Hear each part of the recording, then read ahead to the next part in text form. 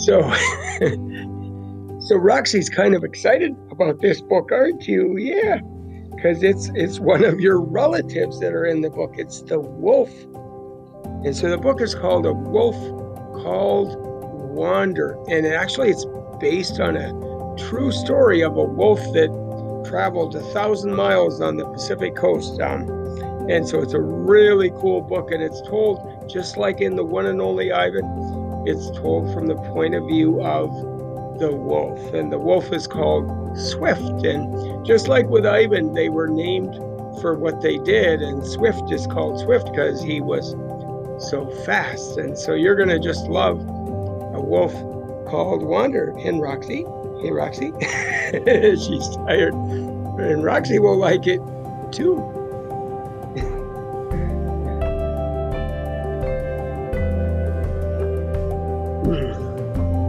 So, chapter 1.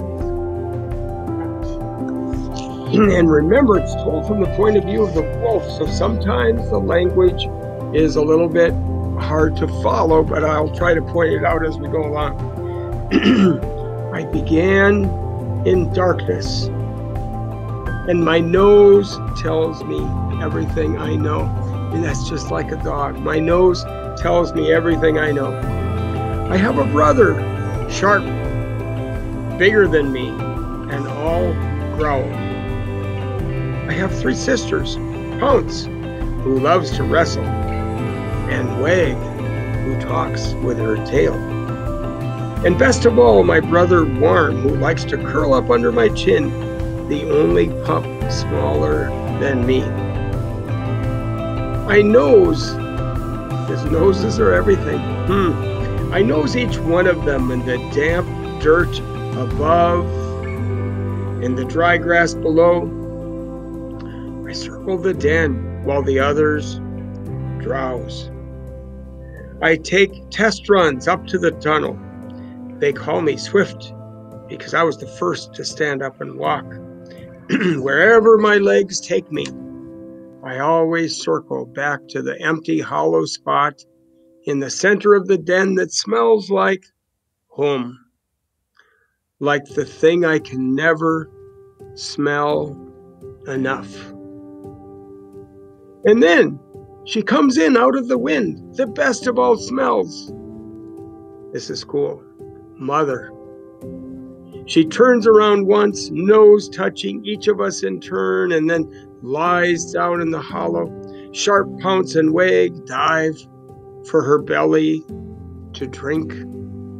I could have been first, but Mother's fur is full of smells, and from her hip to her shoulder to her warm, growly breath, she holds smells with no name.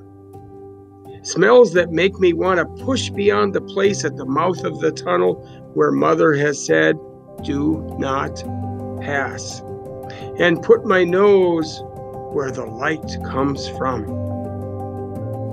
I am late for lunch.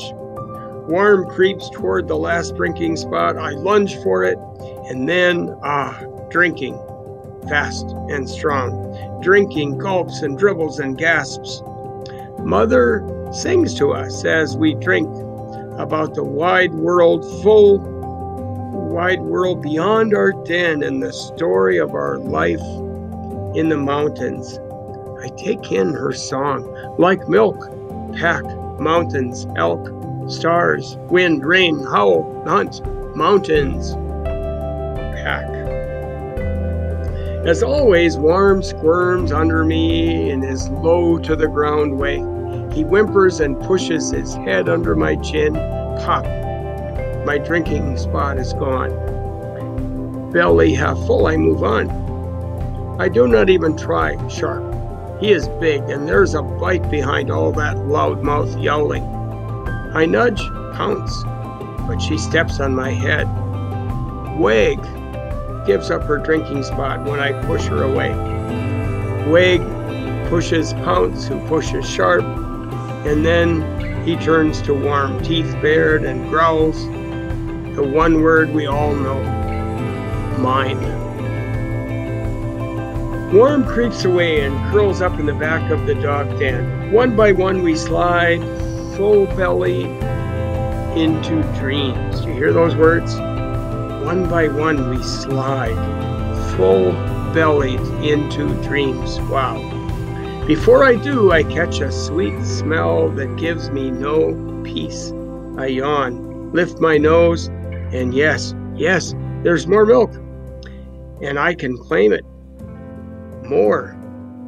And if I drink it, I will grow to be even bigger than Sharp. I find just one swallow in each drinking spot. And now I know one thing my brothers and sisters do not know. Hind milk is the sweetest of all.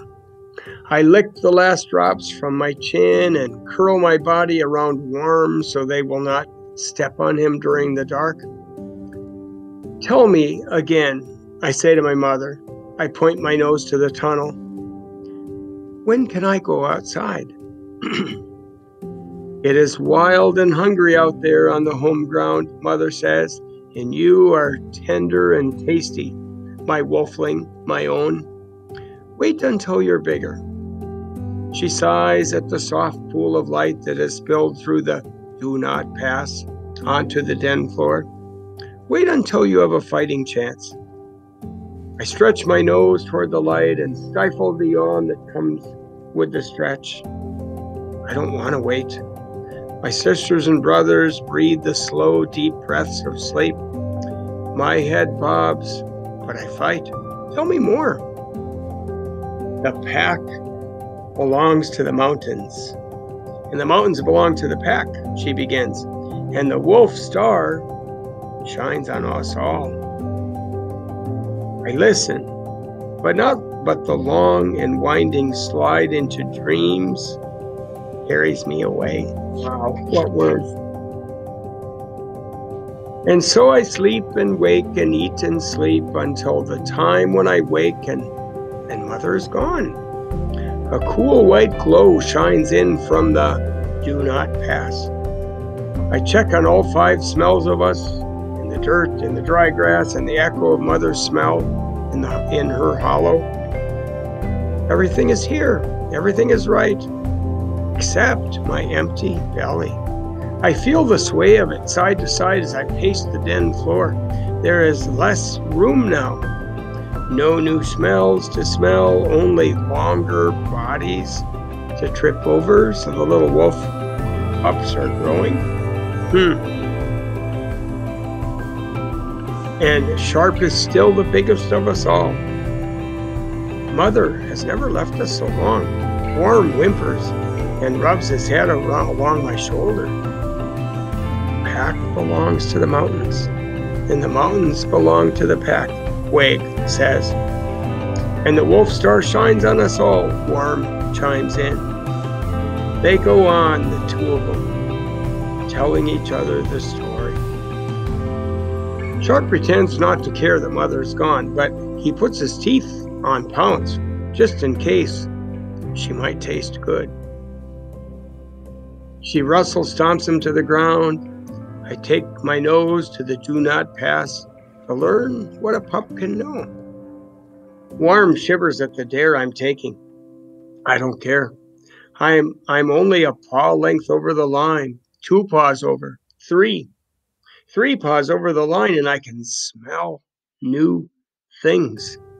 The dark den of the sky has a soft white circle that glows. What do you think that is? The dark den of the sky has a soft white circle that glows. I'm thinking it's maybe the moon. Smaller white sparks flicker all around it. So many of them. What do you think those are? Small white sparks flicker all around it in the sky. Most likely stars. So many of them. More than tails, more than paws, more than even claws, paws, and tails together. I cannot stop watching them. The cool air carries news of faraway things I've only heard about in stories. Pine, mouse, owl fur, huckleberry water. There's more in the air than I can name. So we're going to let that be the end of reading number 1. So go to your Google Doc and record your amazing summary, along with what good readers do, which is your questions, predictions, feelings, and thoughts. Wow, this is going to be a good book.